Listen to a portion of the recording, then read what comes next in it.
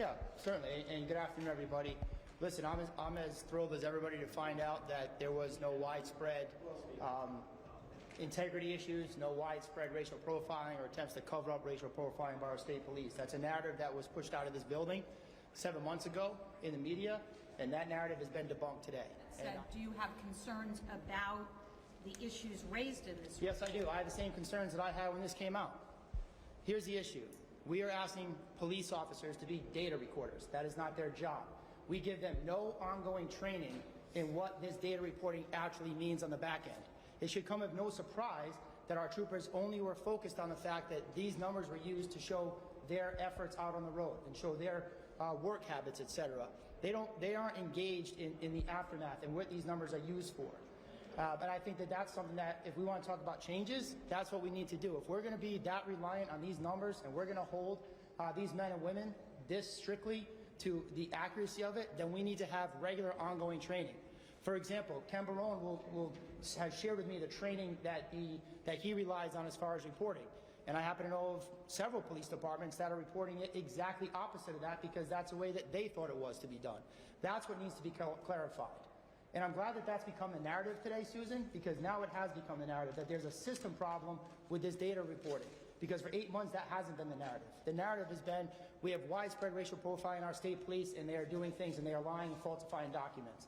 And overwhelmingly, that was not the case. And if you go back, and I hope you'll all go back to July 26 and watch that informational forum, and the comments of mine and many of my colleagues. And I'll say now, any police officer, in fact, that day, wasn't sure suspension was sufficient. And my response was, quite frankly, I know for it's insufficient. And intentionally falsifies documents and lies or to lose their job and never have it again.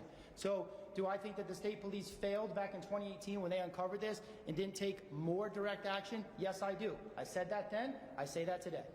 Well, I think that there's a lot to that. Yes, I think, as I said, I think it needs to be, and if you look at the training that Ken Barone provides, it is standardized and should be. The problem is that training is not ongoing to officers in the field. And that training needs to be ongoing. We need to make sure if we're going to take two data systems that do not communicate and use numbers from both of them to draw conclusions, which is what we did in June, then we need to make sure those data systems are communicating appropriately. Police officers are engaged in making sure whatever case they are working on is locked solid. They are worried about, well, what is a prosecutor going to ask me? What is a defense attorney going to ask me? They are not scientists. They are not data collectors. And if we're going to charge them with that responsibility, it is imperative that we stay on top of making sure they understand that role. If you have a police officer, in this case or any case, in the state of Connecticut, who is knowingly and intentionally falsifying official documents, they ought to lose their job immediately. This job of law enforcement is surrounded by integrity. If you don't have integrity as a police officer, you might as well turn your badge. You're completely useless in the field.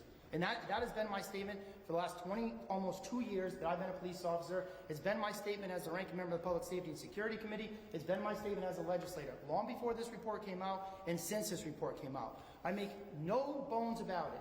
I will be the first person in line to hold a police officer accountable when they are not doing their job appropriately, especially when it was knowingly, willfully, and intentionally. First person in line. But what we did to the state police in the last 8 months is really, really sad. And now I'm afraid that we've sent a message to the state police agency that even if you do your job correctly, we could go on a witch hunt and put you on notice for 9 months while you can't sleep at night, you can't have meals, you're going through mental anguish, wondering what's going to happen to you. And the only way to truly avoid that is do no car stops at all. I'm afraid that that's the message that they're going to receive. And our car stops in this state are already down significantly while we are seeing record numbers of fatal crashes. And nobody wants to talk about it. Yes, but I think it's important to notice too that in her report, she says that there is no evidence. She found no evidence to support this. When somebody's accused of a crime, there's generally some evidence. Before they can be arrested for a crime, there's at least a level of probable cause. Certainly a lower bar to achieve than proof beyond a reasonable doubt, but there's some evidence. The report that I read this morning said that there was no evidence. We took this data points, and as I said on July 26th, data tells a story, not the story. When this was released, there was not an investigation that had been done. There was a comparison of data. And from that data, we had legislators and the media and the public drawing conclusions. Now the investigation is done. But those guys were held to found guilty long before this investigation started.